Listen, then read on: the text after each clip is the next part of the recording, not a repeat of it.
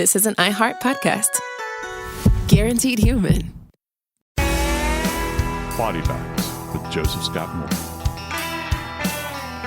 There's a word that is used, I'd say, infrequently now. But it kind of sums up certain things. You know, there are words like that, right? That, you know, I don't know, your tongue kind of longs to have them back in the lexicon. And this word has been supplanted, but I got to tell you, the case that I'm going to talk about today, in describing what happened in this case, some journalist, perhaps hearing this from a police officer, used this word as a descriptor. Now, I got to tell you, I look at a lot of headlines. Brother Dave does too, and I don't know about him, but for me, I don't see it very often. And the word is savage. Savage. And one of the definitions for savage, actually, there's kind of a couple, but not domesticated or under human control. And here's the other one. Lacking the restraints normal to civilized human beings. Today, we're going to talk about a homicide involving a woman named Stacey Powell. And the story I'm going to lay on you guys is unbelievable because her death, though we could say brutal, was truly savage. I'm Joseph Scott Morgan, and this is Body Bags. I've heard that term over and over throughout my life. I used to be a huge reader, not so much a reader now. I read academic stuff all the time. I lament that in my life. But I've heard variations of it. They were beaten savagely. I've actually heard it in addressing and talking about baseball players at the plate, that this guy has like a savage swing, or he could just crush the ball savagely.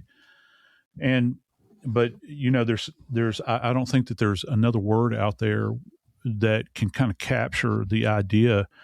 I have visions of, I guess, probably going back to that opening shot in Space Odyssey 2001, you know, where you've got the monolith there and the bone is thrown up into the air. And, you know, you've got these beasts that are all, you know, they suddenly discover they have tools, you know, and they're swinging them about. And I think about that. I think about that thing that indwells us, that beast that kind of stays tamed nowadays. For some others, it presents itself on a regular basis. But I think about that, and I think about some of the stuff that I've witnessed over the course of my career. And Dave, when the police wound up arriving at the scene of this homicide, they probably had a wide variety of adjectives they could have chosen from, because it is the height of inhumanity towards another person. Especially when you're supposed to be involved with this person romantically. In the case of Stacey Powell, she's 48 years old, and when she doesn't log into her work computer, now she obviously she works from home, and nobody had heard from her in a couple of days, and she hadn't logged into her work computer. I work from home, and so if I didn't log on to my computer and nobody had talked to me for a couple of days, they'd probably send police out here to check on me too. I can see Jackie doing that right now. Well, no, they would call Joe, because I live closer to Joe than anyone else. Have you talked to Dave? But in this case, the police are called. Now, it was interesting because it was Stacey Powell's work that was concerned about her. But something that police basically solved this crime in their heads the day they showed up at the house. All right. Police show up, and there's a handyman at Stacey Powell's house, and they're police are saying, well, where is Stacey Powell and Andrew Ridgeway? We're looking for Stacey. Any idea? Handyman says, well, they're not at home. And while the police are there, Andrew Ridgeway calls the handyman. And they're on the phone because Ridgeway, a lot of us have security cameras at our houses that we can, look at on our phone. And so he saw the police at their house and went, what are they doing there? He calls the handyman. Hey, why are the cops there? And the cops are like, is that Andrew? Give me the phone. Give me the phone. And so he's talking to police. Now, it is this phone call between Andrew Ridgeway and police that solves this crime before they even know they have a crime. Because something Andrew Ridgeway tells them is that Stacey had to leave town in a hurry. Her father is very, very ill in Jamaica. And so she hopped an Uber and went to the airport. By the way, this is in Auburndale, Florida, about halfway between Tampa and Orlando. Yeah, yeah. And so he said, Andrew Ridgeway says, yeah, she hopped a plane. She's in Jamaica with her very sick dad. And, well, where are you, Mr. Ridgeway? Oh, I'm in North Carolina at her grandma's house. At her mother's house. Like, okay, so you're out of town. She's out of town. Well, odd that her company would call us and say we haven't been able to get in touch with her if all she did was have to leave to take care of a relative, right? And go out of the country and take care of a relative. Exactly. Yeah. So police already know. Well, they also know something else, Joe. What's because that? Well, Andrew Ridgeway says that her dad, Stacey's dad, is very, very sick. And that's why she had to leave day before yesterday. And I'm up here at her mom's. I'm convincing her mom to go to Jamaica to be by his side. That's how bad this is. Dad is so sick. But see, what Andrew Ridgeway doesn't know is that the reason the police are there isn't just because her work called. Her dad called and said, I can't get up with my daughter. And I haven't talked to her in a couple of days, and her work can't find her. Would y'all mind going and checking on my daughter? And he was right there in town. Can I insert one word here? Please do. Oops. Yep. Big oops. Oops. But police don't let on right away. They don't tell him that. They talk to the handyman, and the handyman says, well, I'm only here to get some of my stuff because I was here a couple of days ago working on some kitchen cabinets. I got called yesterday. It says you can't come back in the house. We got something else going on. And he goes, I got tools locked in there. I just want to get my stuff. I want to get my stuff and leave. So we got a problem here. Police are going to solve that problem, Joseph Scott Morgan. And when police go inside the house after they get a warrant, you know that. Yeah. Okay.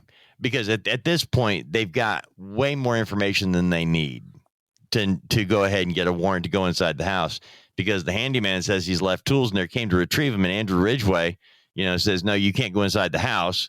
They know what Andrew Ridgeway is saying is a total lie. They know everything out of Andrew Ridgway's mouth is a lie. The one person they can't talk to is Stacey. And police get the search warrant and they go in the house. Now, Joseph Scott Morgan, you already used the word savage. Yeah. You need to tell us what police found when they went inside the house. I tried to get an eyeball on it. I tried to get an idea of it. I've looked at the layout of the house, and the neighborhood it's in. I've looked at all those things. And even now, I still have trouble identifying what police walked into when they went inside that house. Well, this all stems, and our we always have one of these welfare check things that come up, right? And if I could address this first, I really wonder, and here's kind of a conundrum, I think, for the police, and this is always a decision they have to make, because if they're doing a welfare check, and in the back of their mind, they're thinking, we're being lied to. I really wonder, and I don't necessarily have the answer to this question, if they think that this is so pressing and she might be alive, okay? I wonder how much trouble or how much could be excluded if they just burst through the door looking for her, crying out, Stacey, Stacey, Stacey, police, are you here, Stacey? And they're making their way through the house looking for her. The one thing that the law states is that without a warrant, you can't look in what is referred to, and people need to understand this, you can't look in hidden places. So if you've got let's just say you've got a closed closet door, all right? You can't go and open that door, all right? Because you don't have reason to believe that there is something on the other side of that door. You're merely doing a public safety check at this point in time, and also an individual safety, like an assessment. Mm-hmm. But here's the interesting thing: when you go into a residence and you bear witness to something like they saw, and I'll tell you what they saw. They saw a copious amount of blood. Before, and I'll go ahead and kind of put this in here, before they ever found her, they knew something was afoot. And I've often wondered, because Dave, I've literally sat outside of homes as an ME investigator for hours, waiting for the detective to get a warrant written up by either the magistrate or the judge that's on call. Wow! And just so you could go in. Yeah. I remember. Wait a minute. Yeah. Hold on a minute. You're a medical examiner. You're with the ME's office. Yeah. And you're having to sit outside of a home for paperwork to let you go in there to find what is already there. If you like that one, I got one even better than that. I'm curious. Actually, in Atlanta, I had a case where a person had come into the house and shot a guy, and were trying to shoot another one, hit this guy, the victim, and he was lying across the threshold of the front door. Wow. And here's the real rub. In the living room, there's a plaster wall. It's a really old house. So you've got like strip lath plaster that's not really hard. Oh, yeah. This guy had used an automatic weapon, and he had literally put bullet defects all through the wall. Gets better. We had to wait for the warrant. Now, don't explain to me. Don't try to even figure this out. It's the nuttiness of Atlanta back then. When we finally got into the house, Dave, there was a couple on the other side of that wall occupying that same domicile. They were in bed watching Leno. Oh, my gosh. And they never got up out of bed. Wow. And so uniform, it said to me that uniform never went through the house and, did what's referred to as clearing the house. Yeah. That's a problem. Wow. That's a problem. And the guy's body was visible, but we couldn't make entrance until they had this warrant in hand. We knew there was a dead guy there. Maybe that's what kind of paused the patrol officer. But they didn't go through the rest of the house and see if there was anybody else in there. And there were two people alive. I'll never forget this. I was dumbfounded. That night, I'll never forget. And it was freezing cold outside, even by Atlanta, right. Yeah. It was freezing. I say freezing cold, I know. My friends in Milwaukee will say, or New York, but yeah, it was cold. It was like in the 20s that night. That's cold to us. Just standing out there, just freezing. Wow. So when they make their way, once they have the warrant and they finally find Stacey's remains, let me put it to you this way. Whoever had done this to her beat her to the point that she was, in fact, unrecognizable. As a matter of fact, that wasn't all that was done to Stacey.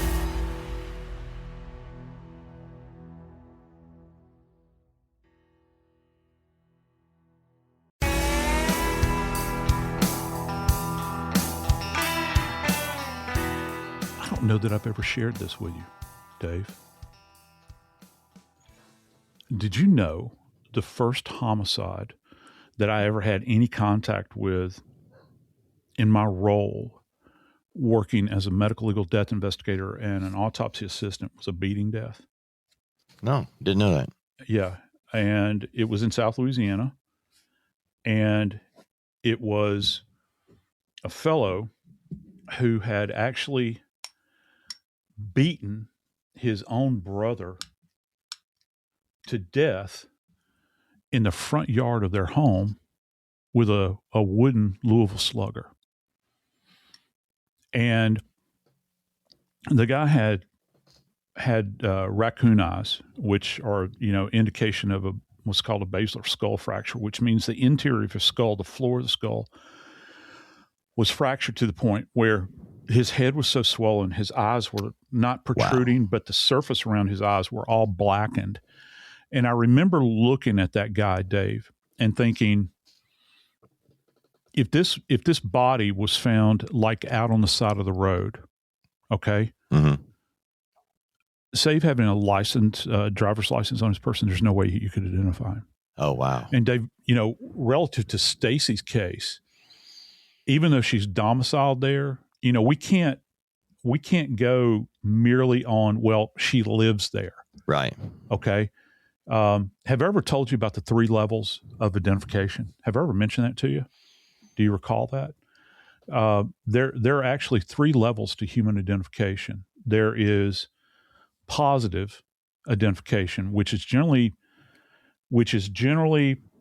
verified, is scientifically verified. Okay. Like DNA, fingerprints, odontology, where we're doing the teeth and all that. Okay. Then you have unidentified, which there's a high probability you're never going to get this person identified. Wow. Most of the time it's going to be skeletal remains. And even I have seen fresh dead, Dave. I've actually worked a case in Atlanta where we had a guy, I wasn't the lead investigator on it, but we had a guy that was wearing a pair of chino pants, an Izod polo, a pair of deck shoes, and was in the, you'll know exactly where this is. He was in the area around Chastain Park. Oh yeah. And in Atlanta, which is kind of an uppity area, right. Yeah. And this guy was dressed like a classic preppy, like somebody you'd see that would be walking across campus at Duke University or something. And he had hung himself in an oak tree. And you know, they never figured out who that guy was. Never really? A car. I just assumed there'd be a BMW parked somewhere. Yeah. And they never figured out who that guy was. So that's unidentified. But Dave, we also have a level of identification that sits right in that murky center that's called presumptive identification. Okay. And we try to get away from that. And presumptive means that an individual might actually be in their house, may have been there. She kind of fits the description. We know she's a white female, might fit this age group, but you can't identify her face. I actually had a lady that worked for the bus line in Atlanta, Marta, and she had been a driver, and she was down for, I think it was 2 or 3 months. And I'm sorry to tell you this because this is really grotesque and over the top, but she lived with her dogs, and her dogs ate the entire upper half of her torso. Wow. And she had no living relatives, and her fingers were all gone. Bless her heart. And the house was locked from the inside. It was a horrible case, but that's a presumptive ID. Okay. Just, kind of wrap your mind. Yeah, based on what we know about this person and where they live and okay. But it's a presumptive ID. Yeah, I got you. Okay. But in Stacey's case, they knew that this was probably her, obvious. And I know that's rather obvious, but I think that folks want to try to understand, what is it that we do, relative to identification of an individual when, you might have someone that perpetrates a crime, and obviously this is a crime, right? What's your motivation here? What is, I'm not saying that like an actor, what's my motivation? What is their motivation? What's their end game here? Are they doing this in order to try to disrupt our ability to identify the body? Wow. Or is this something else? Is this something like, if it can get darker, like really dark? Like, I'm going to abuse this person to the point where they're unrecognizable. The old, if I can't have you, no one else can have you. I'm going to destroy you, even in death, Dave. When you were talking about that, I'm thinking, okay, what if somebody wanted to, and the reason you have to positively identify is because that presumptive thing of, well, okay, she fits the age, she fits she's a Caucasian female, right age group. What's left of her hair looks like could have been her. But what if this guy took out an insurance policy and he finds he goes to gets the most recent body he can find, or he kills some bum, and stages it to make it look like it was her, but it's not. They're really going to retire on the insurance money to Jamaica. Okay. Dude, we covered a case like this not too long ago by Othram. You remember the case in with the politician in Mississippi where he hit some guy and put him in the car. And what did he do? He burned the car. I recommend anybody go, and forgive me, I can't remember the name of it off the top of my head. I recommend anybody out there go and listen to that. If you think that's all Hollywood, it ain't. I mean, people do this sort of thing. Now, with her, I think that there's that level of kind of planning is not part of this, because Dave, this is a thing that's couched in domesticity, I guess. Is that the term? It's a domestic kind of thing. You've got deception. You already know that what's going on here is deceptive. But Dave, when they were able to finally remove Stacey from that location and take her to, Florida has, in case you don't know this, Florida is broken down into medical examiner districts, and they're all what does that mean?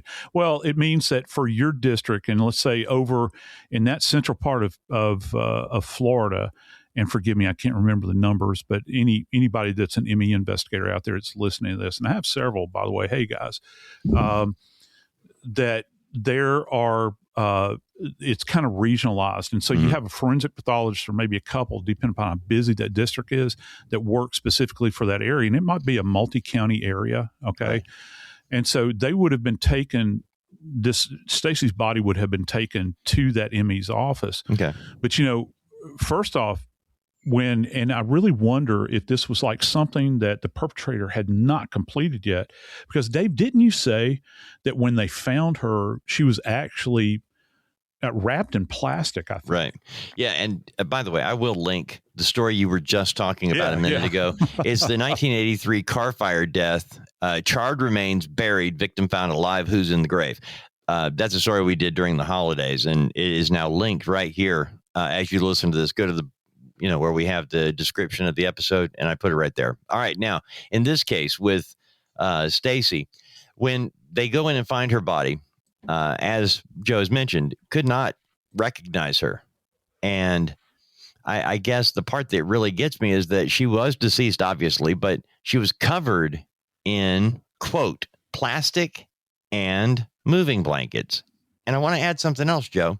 Yeah. Remember, the handyman who was on scene when police arrive, he tells them that, well, God bless him, by the way. I was not allowed to go in there. Oh my gosh. So police are actually able to identify about when this took place, because the handyman left tools behind and was told you can't go in there, something else is going on. And so he wants his tools back, but can't get in to get them. Okay. So it really is one of these situations, Joe, where police were able to find out enough information in the space of a very short period of time. And by the way, in the first segment, I was talking about how Andrew Ridgway told police that he was in North Carolina talking to Stacey's mother. He was talking to Stacey's grandmother in his story. Okay. That's the thing. And you got to remember that he's making this whole story up when it's just none of it's true. And they already know this when police are there. So police know that as Ridgway is spinning this story that he thinks makes sense, they already know they're going to find Stacey in a very bad way if she's still alive. And I'm guessing once they see the blood, they know we're not looking for a living soul now. We're going to solve a murder. But they do find her face had sustained so much blunt force trauma, and this is a direct quote from the police report, that it was, quote, distorted and unable to identify positively. Yeah. And her body had several gunshot wounds and lacerations. So, Joe, she is beaten so you can't recognize her. Yeah. She's been shot several times. Now, lacerations, please explain to me, are we talking knife, gun, and baseball bat? That, my friend, is a fantastic question. It's like we're simpatico today. We're like an old married couple. We finish each other's sentences now. But yeah, I got to tell you, brother, I'm not making light of it, but one of the things I'm curious about with this case, because you can generate lacerations on a body with any number. Lacerations are not cuts. All right, they're not sharp force injuries. And I've preached this. I'll continue to preach it. They are not sharp force injuries. Lacerations result from blunt force trauma. And one of the things I was thinking about, Dave, one-stop shopping here. I'm wondering if she was not pistol whipped. Wow. And so we know that we have multiple 9mm casings at the scene, and she has been shot multiple times. And I'll go back to that word savage. Mm-hmm. If you have ever, and I mean you, all of our friends out there, if you've ever seen an image of somebody that has been pistol whipped, and you hear that term a lot, if you look at a pistol, okay, and let me give you a good one to go to. There's a sidearm that our military used to carry for years and years. We no longer carry it anymore. But I think it's the Beretta. I'm going to get this right. We called it the M1, but I think it's actually a Beretta. Is it a 92? I think. And it's got a slide, it's semi-automatic, fires. It's a double stack magazine. I think the capacity is either 18 or 19. They're always black. Not always, but the military issue are black. Blue steel, rather. And if you look at this thing, Dave, the leading the sight on the end of the pistol itself it kind of comes to like a little pyramid shape at the top. Okay. Mm-hmm. It's got a very definitive edge, and also the edges between the slide, that thing that moves back and forth on the body mm-hmm. of the weapon, it's got definitive edges. Now, if you go back to where the external, and this thing has what's referred to as an external hammer. I've seen them that are like a little finger sticking out, and I've seen other ones that are kind of rolled. They have kind of a circle shape to them, but they have texture so that when your thumb touches it, if you want to engage the thing or cock the weapon, you're even if your fingers are wet, it's textured underneath it, so you can actually take your thumb and it's not going to slip. You can pull it back until the hammer itself is clicked. All right. That means you're ready to rock and roll. All right. You can pull the trigger and the thing is going to discharge. Anyway, what many people will do with pistol whipping, Dave, is that they will not hold the pistol by the pistol grip. They'll actually take this weapon and hold it by the barrel housing so that when they're striking an individual, they are coming down with the external hammer and also the pistol grip itself, which in and of itself is textured. It's got kind of it's not ornate. That's not what I'm trying to say. But the way these things are forged, there are very definitive margins to this thing and very sharp edges. So when you strike, you're going to get these really odd looking lacerations. Many of them will be like at right angles.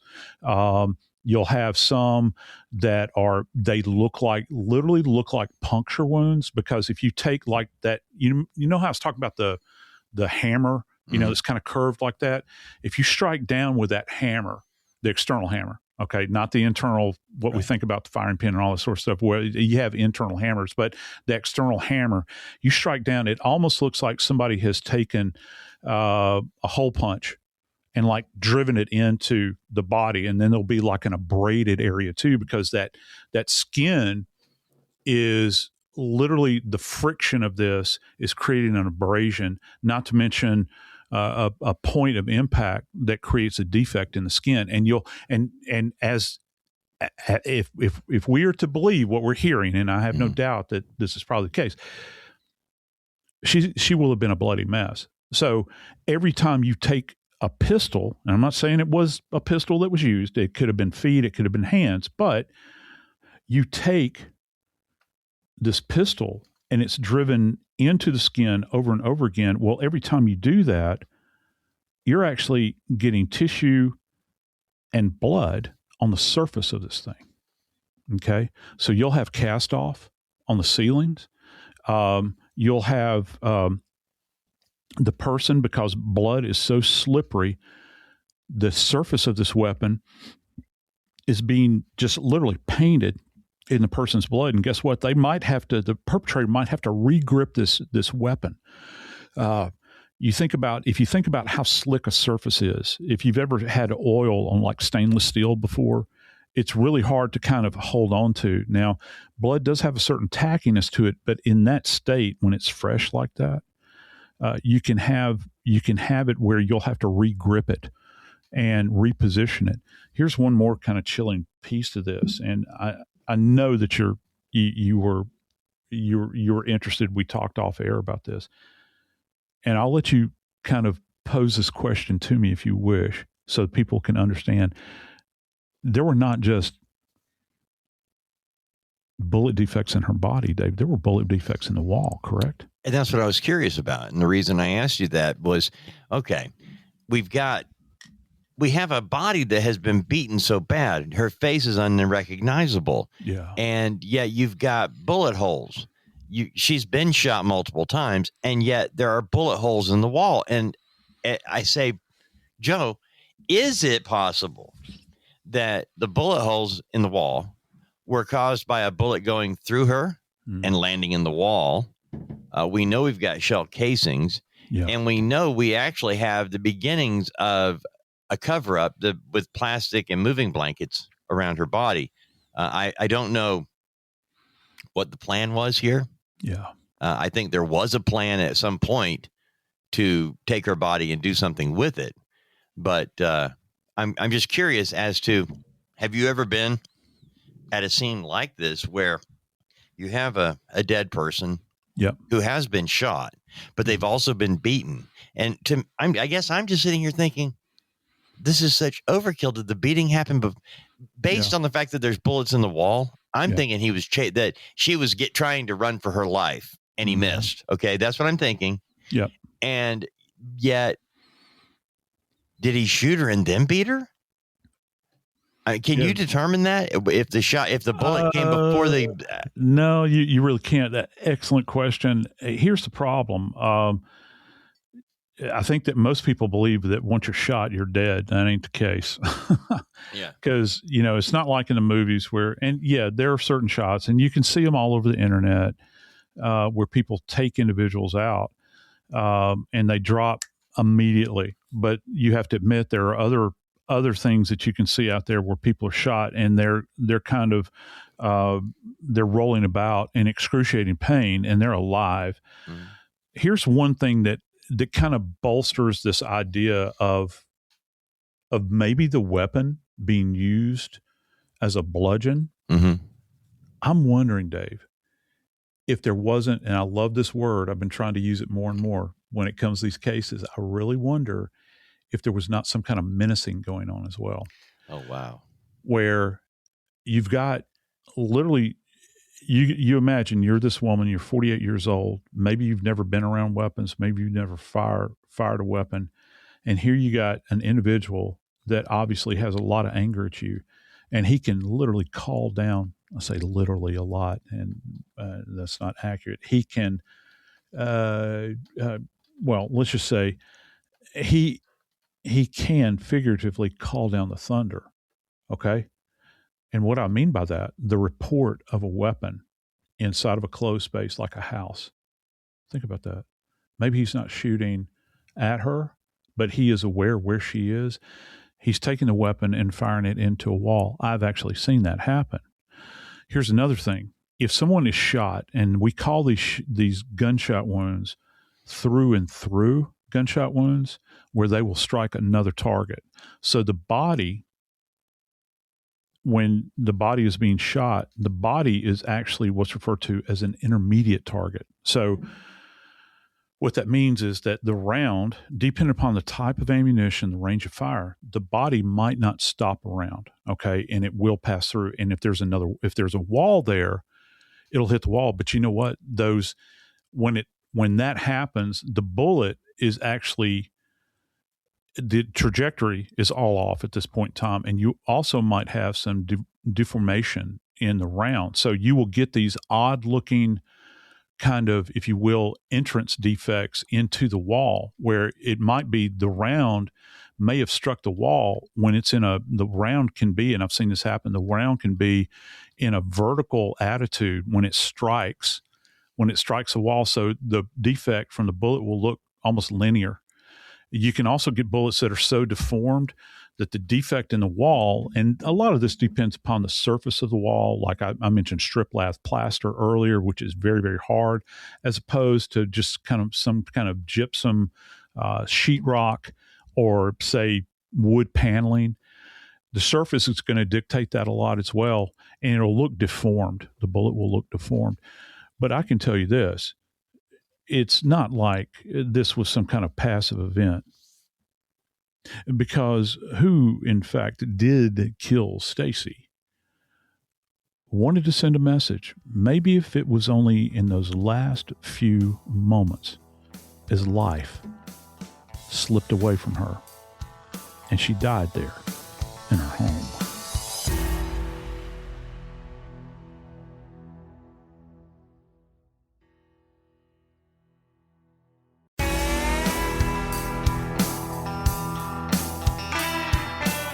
You know, Dave, I don't like the NBA too much, but I do, like I know you do, at least in your past. I really enjoyed college basketball. There's just something about it. I really enjoy it.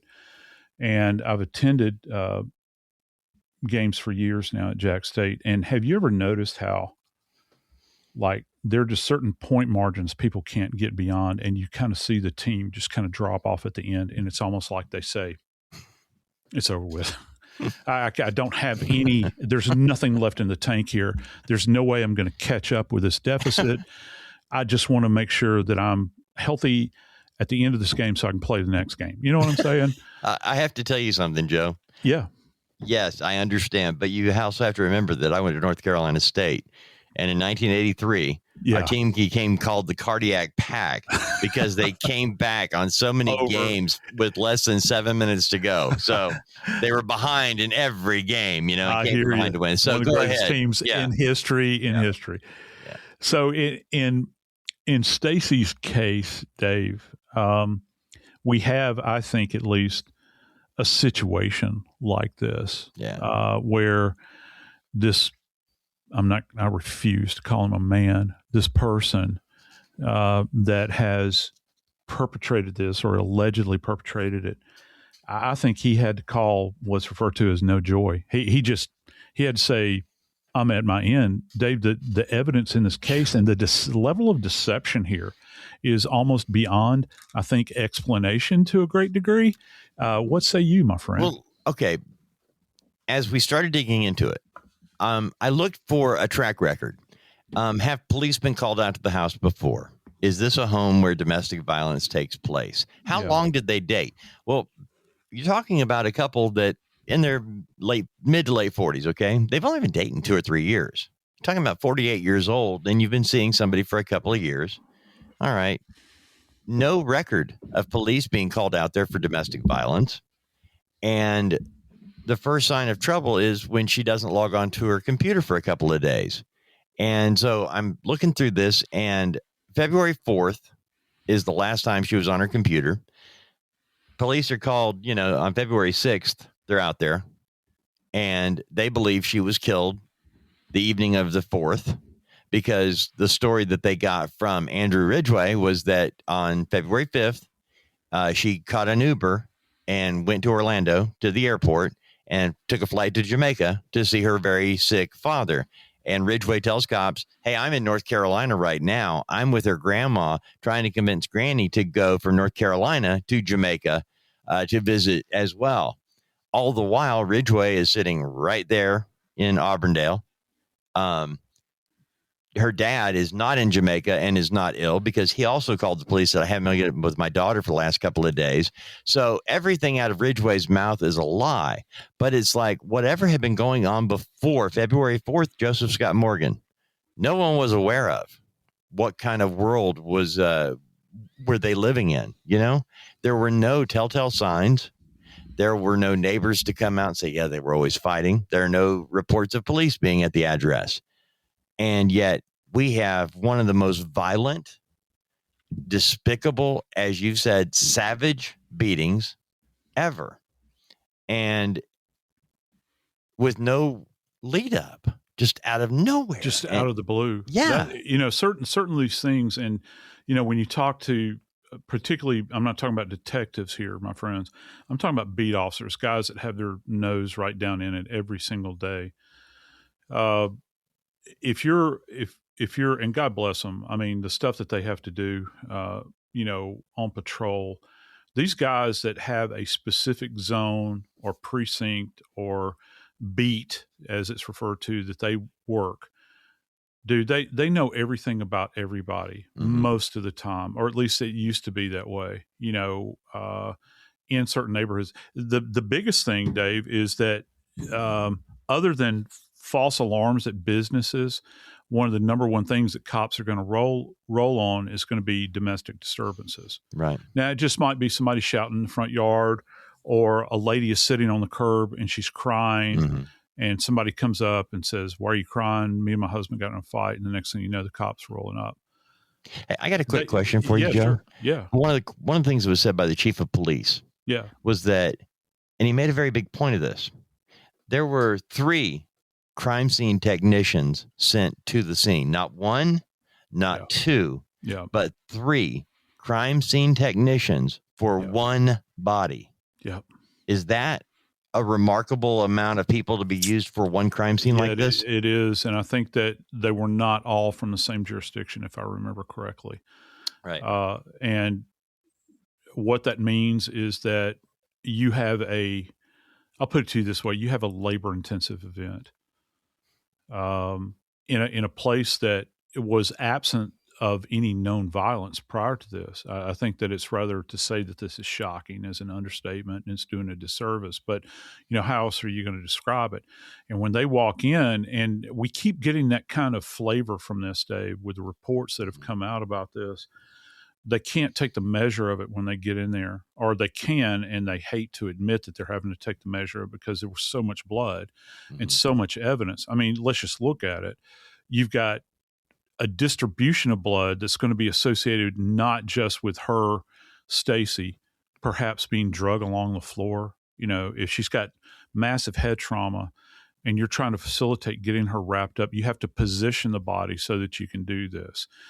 And so you'll see, like with, if somebody's being drugged by their ankles and their head is bloody, it looks like somebody has drug a dirty mop across a rather clean floor. Only in this case, it would be blood saturated hair.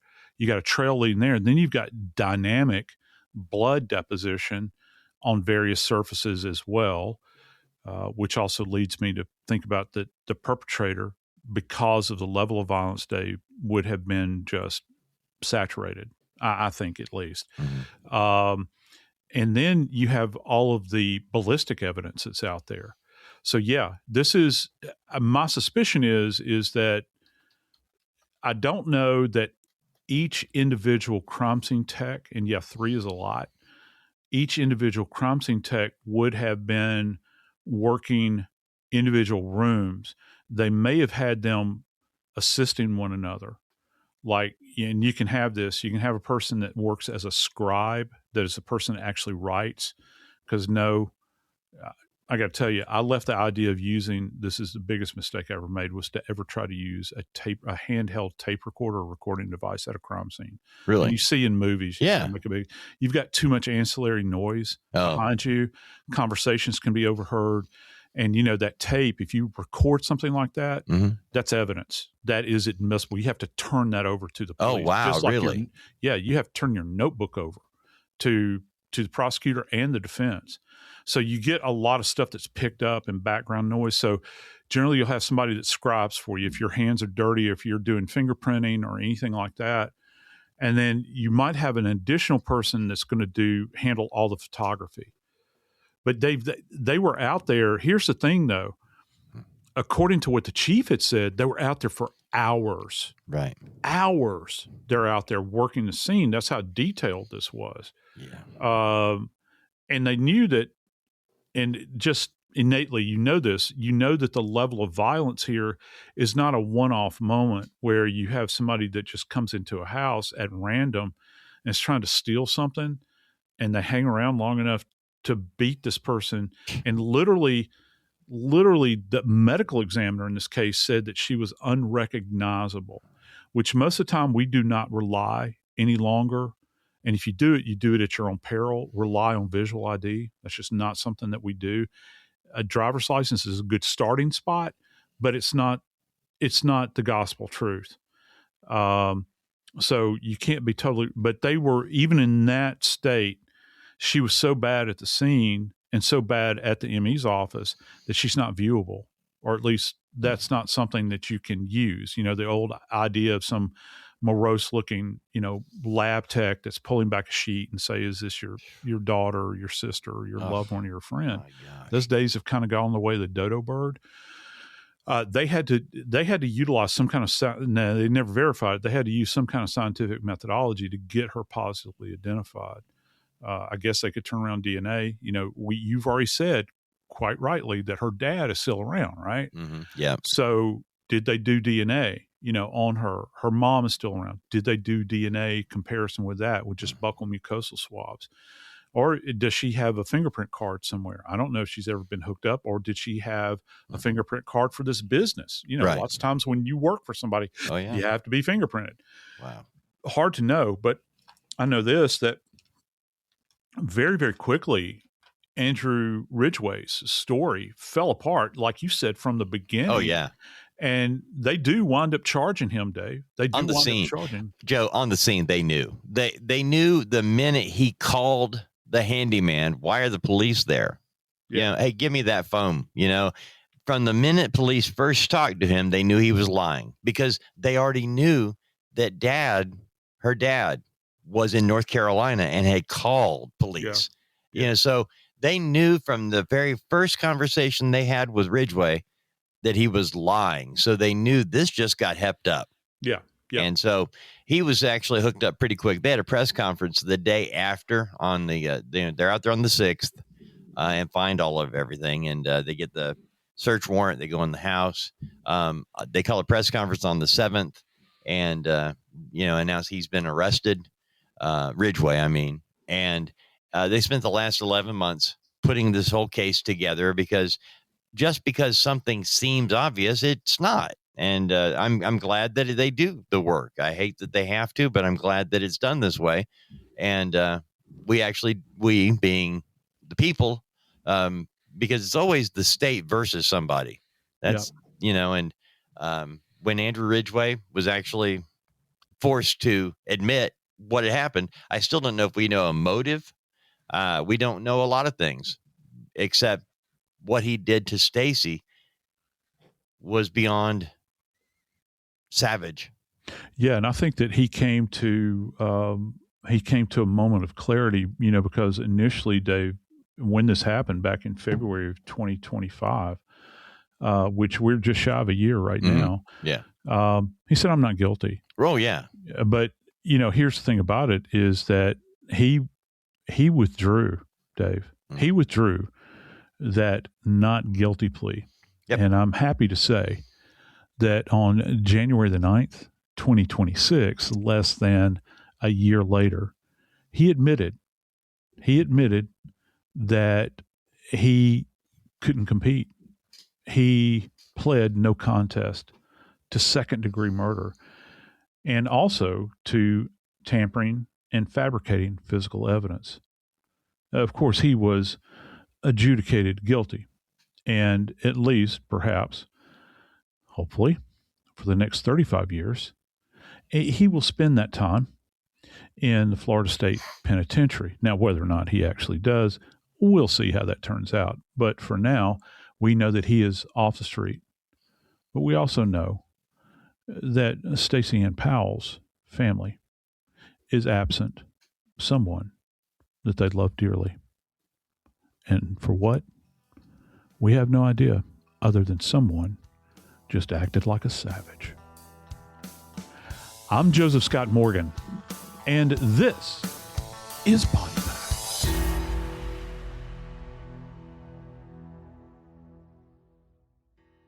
This is an iHeart podcast.